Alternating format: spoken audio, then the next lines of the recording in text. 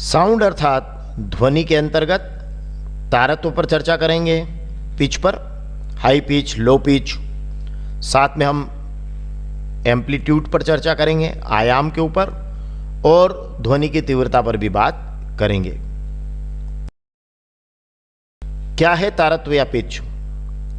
किसी भी ध्वनि स्रोत से जो तरंगे उत्सर्जित होती है, उत्सर्जित ध्वनि तरंगे जो होती है, जब भी कोई ध्वनि स्रोत होता है तो उसको जब बजाया जाता है तो उससे क्या उत्सर्जित होती है?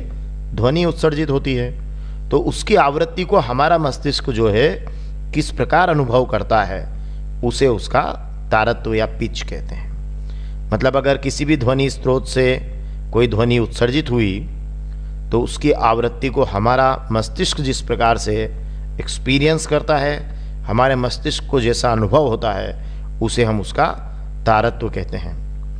अब मान लीजिए कि हमारे पास कोई स्रोत है, उस स्रोत का कंपन जितनी शीघ्रता से होगा, मतलब जितना फास्ट होगा, ठीक है, आवृत्ति उतनी ही अधिक होगी।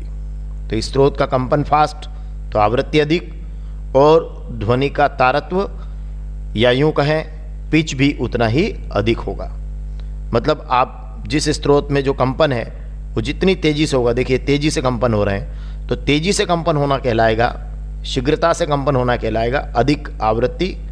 ये देखिए आवृत्ति अधिक, क्योंकि 1 सेकंड में किए गए दोलनों की संख्या बढ़ जाएगी तो आवृत्ति अधिक हो जाएगी, और ध्वनि का तारत्व भी क्या हो जाएगा? अधिक हो जाएगा। तो हम कहेंगे ये ध्वनि क्या है? हाई पिच की ध्वनि है। अब जैसे फॉर एग्जाम्पल मैं आपको एक उदाहरण देता हूँ कि आप क्या करते हैं कि सीटी बजाते हैं। तो देखिए मैं सीटी बजाने का एग्जाम्पल आपको देता हूँ।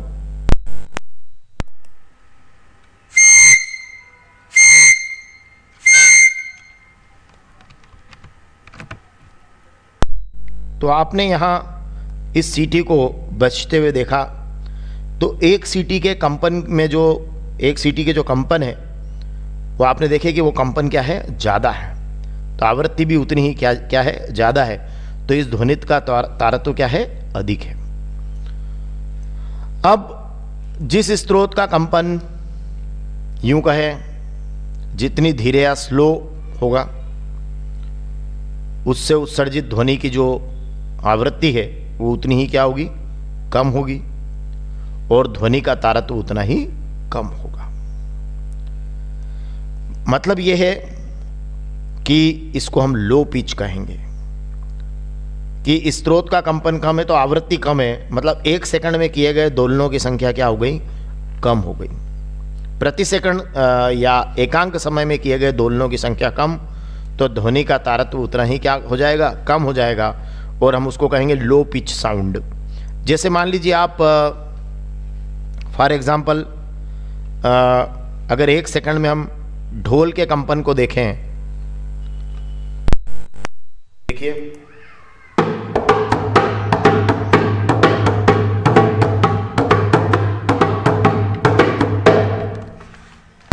तो हम देखते हैं कि जो 1 सेकंड में जो ढोल के कंपन है वो कम है, तो उसकी आवृत्ति भी क्या है? कम है, और आवृत्ति कम है तो ध्वनि का तारत्व उतना ही कम है। तो हम कह सकते हैं कि 1 सेकंड में जो सीटी के कंपन है वो ज़्यादा है, उसकी आवृत्ति ज़्यादा है, उसका तारत्व अधिक है। 1 सेकंड में जो ढोल के कंपन है वो कम है, उसकी आवृत्ति क्या है? कम है, तो उसका तारत्व भी क्या है? कम है। आगे बढ़ते हैं। हमारे YouTube चैनल को आप सब्सक्राइब करें, घंटी बजाएं, और लगातार क्लास 9 से लेकर 12 तक और बेसिक साइंस के ढेरों वीडियोस आपको एनिमेशन, गतिविधि आधारित और भी कई तरह के वीडियोस आपको अवेलेबल रहेंगे। चलिए अब आयाम की बात कर लें कि किसी माध्यम में ध्वनि जब अपनी मूल स्थिति के दोनों ओर ध्वनि का जब गमन होता है तो मूल स्थिति के दोनों ओर अधिकतम विक्षोभ को क्या कहते हैं? उसका आयाम कहते हैं। जैसे आप किसी मेज पर जोर से चोट मारें तो प्रबल ध्वनि सुनाई देगी, मतलब अधिक ऊर्जा की ध्वनि तरंग होगी, तो उसका आयाम भी क्या होगा? अधिक होगा। देखिए इसको बोलते हैं मूल स्थिति। ये आपकी मूल स्थिति है, और मूल स्थिति से ये जो अधिकतम विक्षोभ हो रहा है इधर भी और इधर भी, तो ये कहलाता है आयाम या एम्पलीट्यूड। तो जब भी आप किसी मेज पर मान लीजिए जोर से चोट करते हैं, तो आपने देखा होगा जोर से अगर आपने चोट की या मुक्का मारा या ध्वनि उत्पन्न करने की कोशिश की तो प्रबल ध्वनि सुनाई देती है, मतलब अधिक ऊर्जा की ध्वनि तरंग है और वो दूर तक जाती है, और उसका आयाम क्या होता है, अधिक होता है। देखिए इसका आयाम देखिए। तो अगर ऐसा होता है तो हम कहेंगे कि इसका आयाम क्या है, अधिक है। मतलब मूल स्थिति से किसी भी माध्यम में जब तरंग का संचरण होता है तो मूल स्थिति से उसका अधिकतम विक्षोभ जो है, मतलब उसका जो मूल स्थिति से अधिकतम विस्थापन है, वो विस्थापन उसका कहलाता है आयाम। और अगर आप इसी मेज पर हल्के से चोट करें तो आपको मृदु ध्वनि सुनाई देगी, है ना। तो कम ऊर्जा की ध्वनि तरंग रहेगी तो उसका आयाम भी क्या रहेगा, कम रहेगा। ये देखिए ये कम आयाम है, मतलब माध्य स्थिति से जो उसका विक्षोभ है वो कम है पहले की तुलना में, विक्षोभ का जो विस्थापन है वो क्या है, कम है। तो मृदु ध्वनि सुनाई देगी, हल्के से चोट करेंगे, कम ऊर्जा की ध्वनि तरंग संचरित होगी और बहुत दूर तक सुनाई नहीं देगी, मतलब उसका आयाम क्या है, कम है। तो ये है आयाम का कॉन्सेप्ट। तो इसको हम आयाम कहेंगे। देखिएगा माध्य स्थिति से जो आप अधिकतम, जैसे मान लीजिए अगर ये यहाँ तक होती तो हम कहते इसका आयाम और ज़्यादा है, अगर ये यहाँ से यहाँ तक चली जाती और यहाँ से यहाँ तक चली जाती तो हम कहते हैं इसका आयाम और ज़्यादा है, और अगर ये इतना सा रह जाती तो हम कहते हैं और आयाम कम हो गया, इतना सा रह जाती, ठीक है ना। तो अगर आपने यहाँ पे ये भी कॉन्सेप्ट समझ लिया कि प्रबल ध्वनि मतलब अधिक ऊर्जा की ध्वनि तरंग, अधिक आयाम, मृदु ध्वनि कम ऊर्जा की ध्वनि तरंग, कम आयाम।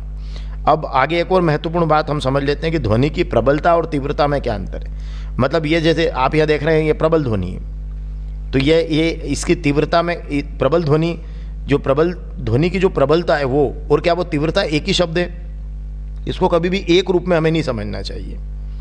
एक्चुअल क्या होता है, जो ध्वनि की तीव्रता है वो एकांक क्षेत्रफल से 1 सेकंड में गुजरने वाली ध्वनि ऊर्जा को बोलते हैं। मतलब अगर इकाई क्षेत्रफल से 1 सेकंड में जो साउंड एनर्जी जाती है, ध्वनि ऊर्जा जाती है, वो तीव्रता है। और प्रबलता, अभी हम बात कर रहे थे कि ध्वनि की जो प्रबलता है वो ध्वनि के लिए कानों की संवेदनशीलता की माप है। तो अगर मान लीजिए 2 समान तीव्रता की ध्वनि तरंगे भी है तो उसमें एक अधिक प्रबल हो सकती है ना। जैसे अभी हम बात कर रहे थे प्रबलता की, तो हमने कहा कि 2 समान तीव्रता की ध्वनि में भी एक अधिक प्रबल हो सकती है। अभी देखिए ध्वनि की तीव्रता के बारे में हमने क्या कहा कि एकांक क्षेत्रफल से 1 सेकंड में गुजरने वाली ध्वनि ऊर्जा तीव्रता है। उसके बाद हम कह रहे हैं कि समान तीव्रता की ध्वनि में भी एक अधिक प्रबल हो सकती है। अब कौन सी अधिक प्रबल हो सकती है, वो अधिक प्रबल हो सकती है जिसके लिए कानों की संवेदनशीलता अधिक होगी। मतलब कुल मिलाकर प्रबलता ध्वनि के लिए कानों के संवेदनशीलता की क्या है, माप है।